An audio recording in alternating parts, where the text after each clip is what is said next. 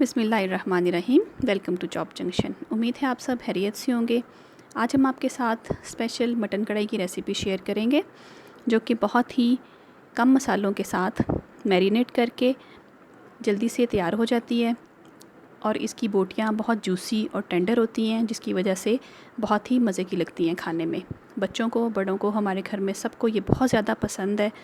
इसकी स्पेशलिटी है, हमारी बहुत ही प्यारी सी हाला मुनव्वर हैं, उनसे मैंने ये रेसिपी सीखी है, आज आपके साथ शेयर करूँगी।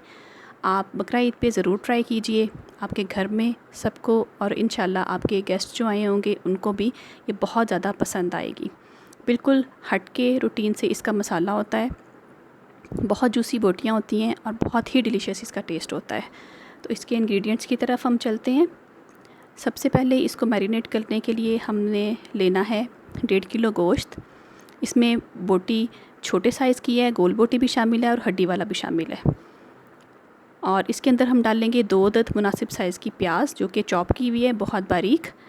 ये सब चीज़ें इसकी मैरिनेशन के अंदर हम डालेंगे। और इसके बाद हम टमाटर डालेंगे 3 अदद, इनको भी बारीक चॉप किया हुआ है। इसके अंदर ये हमने शामिल कर दिए टमाटर। आप चाहें तो स्लाइस करके भी डाल सकते हैं।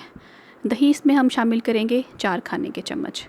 दही के साथ इसका टेस्ट बहुत अच्छा बनता है, बोटियाँ बहुत जूसी रहती हैं और मसाले का टेस्ट भी बहुत अच्छा बनता है। नमक शामिल करेंगे आधा खाने का चम्मच। अगर आप तेज़ नमक इस्तेमाल करते हैं तो आप थोड़ा ज़्यादा भी डाल सकते हैं। लाल मिर्च का पाउडर हम शामिल करेंगे आधा खाने का चम्मच और हल्दी पाउडर 1/4 खाने का चम्मच। और इसके अलावा इसमें हम शामिल करेंगे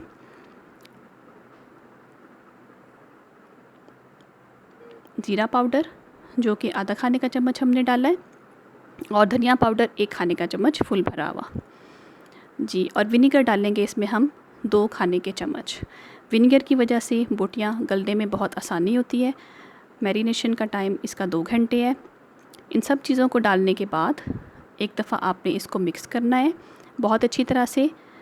इसके प्याज, टमाटर, दही और मसाले सब इसके साथ अच्छी तरह से मिक्स हो जाएं। और फाइनली इसके अंदर हमने एक और इंग्रेडिएंट शामिल करना है जो कि लहसुन अदरक। इसको आपने फ़्रेश कूटना है, इसमें पहले से कुटा हुआ आपने शामिल नहीं करना। जो फ़्रेश कुटा हुआ लहसुन अदरक है उसका टेस्ट बहुत अच्छा होता है। ये खाने का चम्मच एक फुल भर के हमने इसके अंदर शामिल किया। बहुत अच्छी तरह से इसको भी आपने मिक्स करना है और इसको मैरिनेट करने के लिए 2 घंटों के लिए आपने छोड़ देना है। तमाम मसालों का टेस्ट सिरके के साथ गोश्त के अंदर बहुत अच्छा सा मिक्स हो जाएगा और जब हम इसे पकने के लिए रखेंगे इसकी बड़ी प्यारी सी खुशबू आना शुरू हो जाती है। इसके अंदर डलने वाले सारे मसाले हमने ऐड कर दिए हैं। इसके अलावा इसमें और कोई चीज़ भी हमने शामिल नहीं करनी। इन्हीं मसालों के साथ इसका बहुत अच्छा जायका बनता है। इसको रख दिया हमने 2 घंटे के बाद। ये देखें, अब हम इसे पकने के लिए रखेंगे। जब ये थोड़ा गर्म हो जाएगा तो हमने इसके अंदर 1 गिलास पानी सिर्फ शामिल करना है। 1 गिलास पानी के साथ ये गोश्त हमारा गल जाता है। जब इसमें बबल्स आने शुरू हो जाएं तो आपने इसको 35 मिनट के लिए ढक के रख देना है बहुत हल्की आंच के ऊपर। ये देखिए मुनासिब सी आंच है, ना बहुत तेज़ है ना बहुत हल्की है।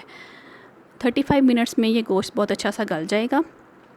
और इसके अंदर जो पानी है वो देखिए अभी भी इसके अंदर मौजूद है। अब आप चम्मच की मदद से इसके मसाले को मिक्स करते जाएं, इसको हिलाते रहें वक्फे वक्फे से ताकि टमाटर और प्याज इसके साथ मिक्स हो जाएं। और आप इस स्टेज पे गोश्त को चेक भी कर सकते हैं बोटी को पकड़ के। अगर इसमें थोड़ी बहुत कसर हुई गलने की तो आप इसे मज़ीद गलने के लिए थोड़ी देर वेट कर सकते हैं। और इसको आपने प्रेशर कुकर के अंदर नहीं पकाना, इसको हल्की आंच पे पकाएंगे तो ज़्यादा अच्छा टेस्ट डेवलप होगा। अब इसके बबल्स जो हैं वो ज़्यादा थिक होते जा रहे हैं। हमने कुकिंग ऑयल शामिल कर दिया इसमें तकरीबन आधा कप। इसके अंदर इसको पकाएंगे और साथ इसकी हम भुनाई करेंगे। इसकी भुनाई करना इसलिए बहुत ज़रूरी है ताकि इसके अंदर जो खुशबू है मसालों की बहुत अच्छी तरह से गोश्त के साथ मिक्स हो चुकी है, वो अरोमा बाहर भी इसका आता जाएगा आहिस्ता आहिस्ता। जब घी बिल्कुल मसाले से अलग हो जाए तो हमारी मटन कढ़ाई बिल्कुल रेडी होगी सर्व करने के लिए। इस स्टेज के ऊपर हम इसके अंदर हरा धनिया, अदरक और हरी मिर्च इसके अंदर डालेंगे, गार्निश करेंगे। और बहुत मज़ेदार सी मटन कढ़ाई आप गरमा गरम नान या रोटी के साथ पेश करें। अपने घर वालों को खिलाएं बना के, मज़े से ख़ुद भी खाएं। आपको इंशाल्लाह ताला ये रेसिपी बहुत पसंद आएगी। बकरा ईद पे ज़रूर ट्राई कीजिए। रेसिपी पसंद आए तो लाइक और शेयर करना मत भूलें। चैनल को सब्सक्राइब कीजिए।